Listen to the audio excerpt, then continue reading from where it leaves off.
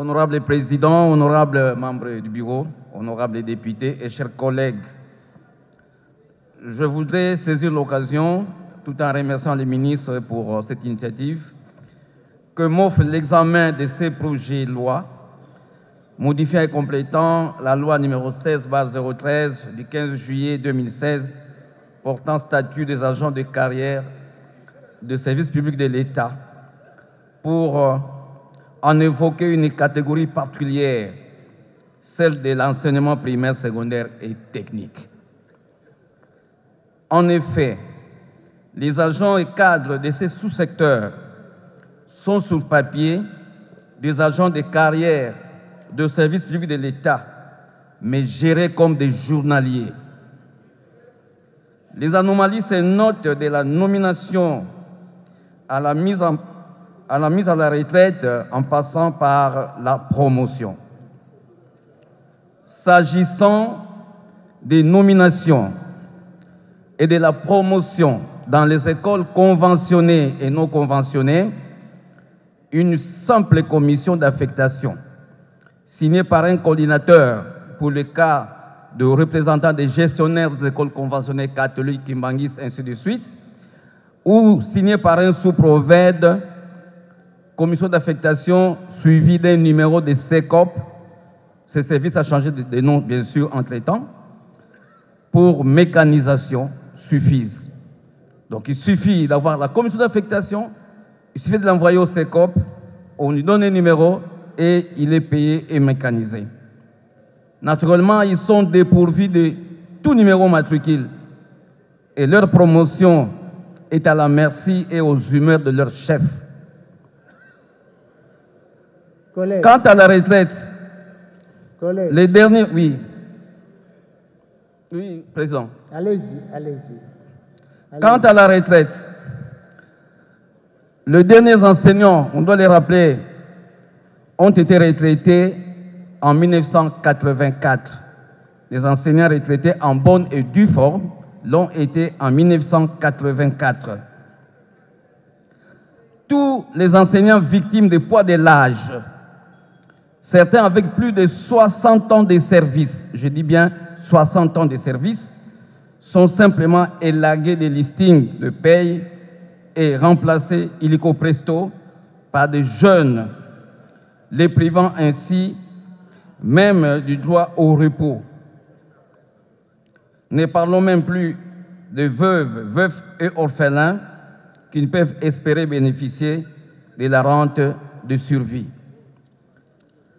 Quant à la nomination, permutation ou promotion des sous-provèdes et provèdes, on en a parlé ici, pour ne parler que de ceux-là, depuis quelques années, ils sont traités comme les personnels des cabinets politiques. Tous les critères sont foulés aux pieds. Une politisation à outrance les rend fragiles et met à mal leur carrière. À titre illustratif, l'avant-dernière mise en place des provèdes a donné lieu à la mise à l'écart d'une quarantaine d'entre eux sur 60. Oui, oui. Collègue, je vous en prie. Oui. Mais on ne parle pas de sous-provèdes et de provèdes ici. Mais restez dans la loi. Président, s'il vous plaît, les sous-provèdes et les provèdes, ce sont des agents de carrière des services publics de l'État. Malheureusement ici, vous trouvez des gens qui n'ont jamais presté à l'EPST, c'est-à-dire qui n'ont jamais été enseignants, professeurs, directeurs des études, préfets ou sous-provèdes, on le voit à la tête des divisions provinciales. Ils deviennent des provèdes avec les grades de chefs, avec les grades de chefs, avec les grades de directeurs, grades de directeurs. Ils n'ont jamais été à l'EPST. Donc il est temps que cette loi va permettre à la fonction publique de mettre de l'ordre dans ces secteurs. Je suis vraiment dans la matière, honorable président.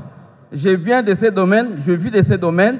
Cette politisation aujourd'hui, on doit y mettre fin parce que le PST, l'enseignement, on a besoin de la qualité de l'enseignement. Comment voulez-vous avoir la qualité de l'enseignement si ceux qui dirigent les chefs d'établissement, les inspecteurs, ne sont pas à leur place, si on les recrute n'importe comment? C'est très important.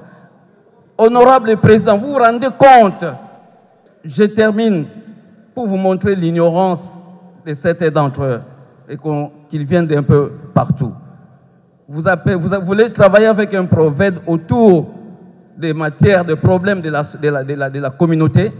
Il peut dire à un député, ma famille politique ne me permet pas de vous voir. Et ça, on doit les dénoncer.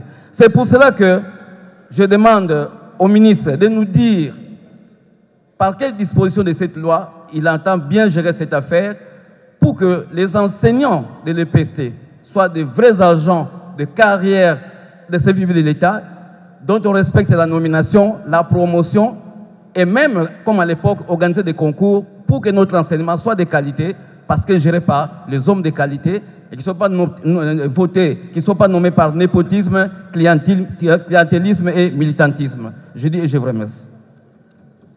Collègue Nsumbu, les enseignants, tout ce qui est EPST, ils sont régis par un statut spécial? Oui, par le statut spécial, mais ce sont des gens de carrière de service de l'État. J'ai dit que leur nomination, leur promotion devrait être contrôlée par l'État et non pas par les humeurs des personnes qui les gèrent. C'est tout ce que je dis. Non, je vous ai laissé parler, mais vous voulez faire un mélange avec ici.